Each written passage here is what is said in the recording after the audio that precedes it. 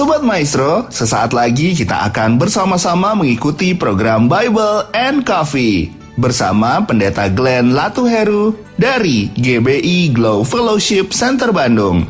Selamat mendengarkan.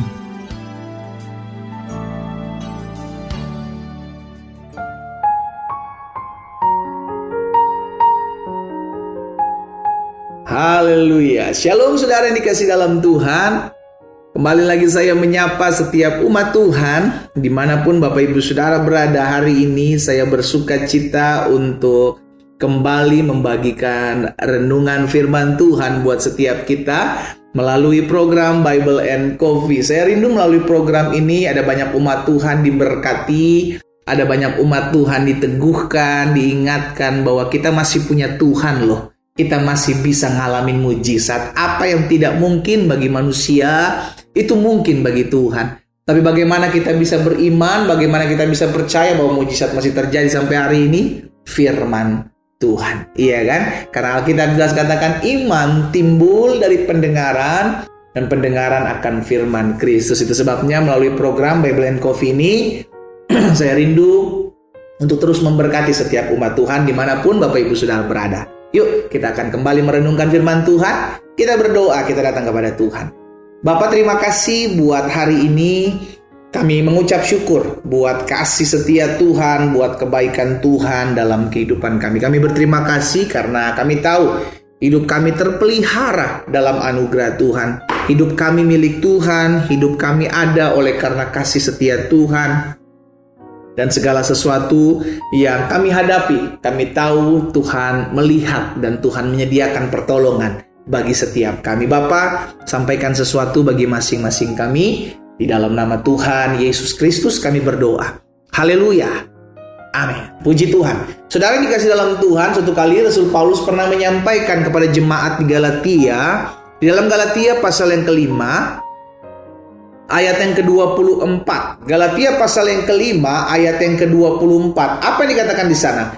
Barang siapa menjadi milik Kristus Yesus, sama-sama bilang sama saya milik Kristus Yesus. Amin. Kita ini milik Kristus Yesus ketika kita menerima Yesus sebagai Tuhan dan Juru Selamat, maka hidup kita menjadi milik Tuhan. Tapi apa dikatakan Rasul Paulus kepada jemaat Galatia? Barang siapa menjadi milik Kristus Yesus, ia telah menyalibkan daging dengan segala hawa nafsu dan keinginan. Barang siapa menjadi milik Kristus Yesus, ia telah menyalibkan daging dengan segala hawa nafsu dan keinginannya. Jadi kalau orang masih perbuatannya cenderung kedagingan, saudaraku, oh jelas, jangan ngaku dia milik Kristus. Karena ciri-cirinya sudah disampaikan. Dia akan apa? Menyalibkan daging dengan segala hawa nafsu dan keinginannya. Makanya Tuhan Yesus pernah bilang, barang siapa mau mengikut aku, ia harus apa? Menyangkal dirinya. Dia harus memikul salibnya dan mengikut aku setiap hari. Hal yang sama disampaikan Tuhan Yesus, saudara. Berarti benar setiap kita yang mengaku menjadi milik kepunyaan Kristus Yesus, maka kita harus menyalibkan daging dengan segala hawa nafsu dan segala keinginannya. Apa sih perbuatan daging itu? Nah, Rasul Paulus juga sampaikan dalam Galatia 5 ayat 19 sampai 21. Apa disampaikan di sana? Perbuatan daging telah nyata, yaitu percabulan, lihat, kecemaran, hawa nafsu, penyembahan berhala, sihir, perseteruan, perselisihan, iri hati, amarah, kepentingan diri sendiri, percideraan, roh pemecah, kedengkian, kemabukan, pesta pora, dan sebagainya. Terhadap semuanya itu kuperingatkan kamu, seperti yang telah kubuat dahulu. Barang siapa melakukan hal-hal yang demikian, ia tidak akan mendapat bagian dalam kerajaan Allah. Ini yang dia juga sampaikan, Rasul Paulus sampaikan. Jadi orang yang ngaku milik Kristus Yesus harusnya tidak ada lagi melakukan perbuatan Galatia 5 ayat 19-21. Yuk kita sama-sama lihat. Yuk sama-sama kita cek diri kita. Masihkah ada di antara kita melakukan salah satu dari apa yang dikatakan Rasul Paulus kepada jemaat di Galatia? Pasal 5 ayat 19 dan 21. Percabulan, kecemaran, hawa nafsu, penyembahan berhala, sihir, perseteruan, perselisihan, ya kan? Sampai berseteru pun itu perbuatan daging, hawa nafsu. Berselisih itu buatan daging, hawa nafsu. Iya kan? Akhirnya kita bisa lihat, saudara dikasih dalam Tuhan, iri hati, marah, kepentingan diri sendiri, egois gitu kan? Percideraan gitu kan, roh pemecah, ngajakin ribut si A, ngajakin ribut si B, adu domba si C dengan si D. Wah, itu roh pemecah. Dan tidak sedikit, di gereja, di kalangan, di tempat di mana harusnya tidak ada. Wah, ini justru ada. Itu sebabnya kita perlu berjaga-jaga. Mari sama-sama saudara dikasih dalam Tuhan, yuk kita berjaga-jaga yuk. Jangan sampai didapati dalam diri kita ini nih, perbuatan daging.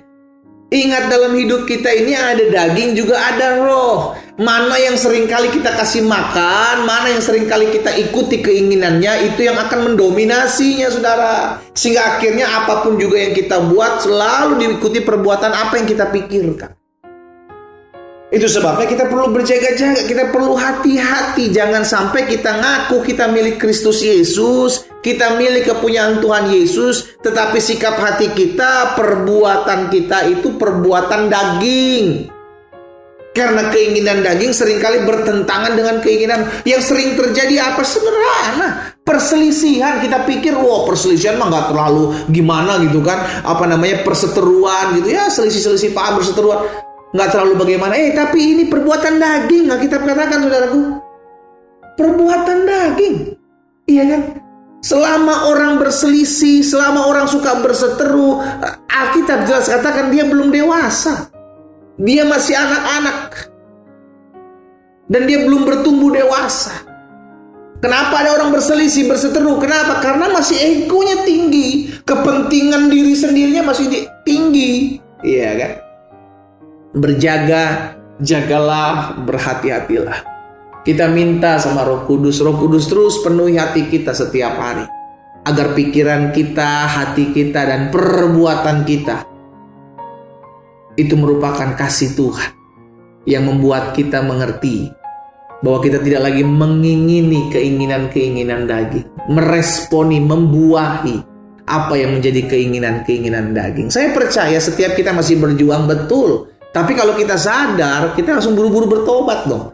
Jangan merasa menang sendiri. Oh enggak, kok saya yang benar kok pendeta. Oh dia yang salah. Oh dia nggak berhak buat seperti ini. Saya udah lakukan begini. Itu kan sama juga mempertahankan kebenaran. Kebenaran tidak perlu dipertahankan. Kebenaran tidak perlu dibela. Kebenaran akan membenarkan apa yang menjadi kebenaran itu sendiri.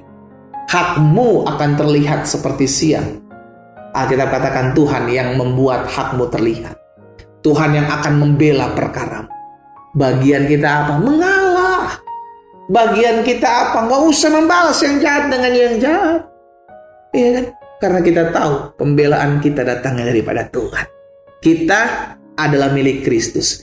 Dan sebagai orang yang mengaku milik Kristus, seharusnya tidak ada lagi keinginan-keinginan daging. Telah menyalibkan daging dengan segala hawa nafsu dan segala keinginannya. Kita berdoa. Bapa, dalam nama Yesus, hari ini kami dibekali oleh satu kebenaran firman Tuhan. Kami tahu tidak mudah menyalibkan daging, tapi kami percaya Roh Kudus berikan kami kekuatan.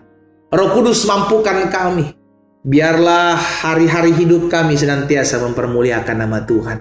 Apa yang Tuhan taruh dalam hati hamba sudah hamba sampaikan. Hamba berdoa sehingga firman termaterai dalam hati kami. Roh Kudus terus mengingatkan kami dalam perjalanan hidup kami. Diingatkan kami bahwa kami adalah milik Kristus Yesus yang telah menyalibkan daging dan segala hawa nafsu dan segala keinginannya. Hamba juga berdoa buat yang sakit di dalam nama Yesus.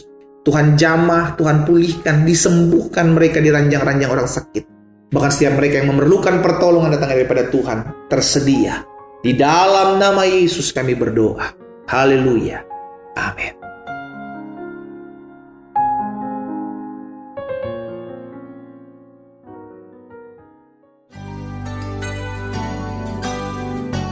Sobat Maestro, Anda baru saja mendengarkan program Bible and Coffee bersama Pendeta Glenn Latuheru dari GBI Glow Fellowship Center Bandung. Terima kasih atas perhatian Anda. Tuhan Yesus memberkati.